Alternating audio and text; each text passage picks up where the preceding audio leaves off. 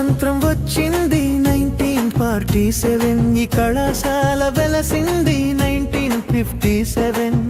ఆదిలాబాద్లో అది గురువు ఇది, జ్ఞానాన్నిచ్చే కల్పతరు ఇది.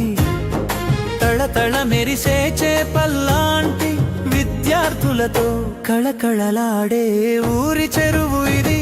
ఓ విద్యార్థి, ఓ విద్యార్థి, ప్రభుత్వ డిగ్రీ కళాశాల పిలుస్తోంది రమ్మని. చదువుల మా ఒడిలోనే చదువుకొమ్మని.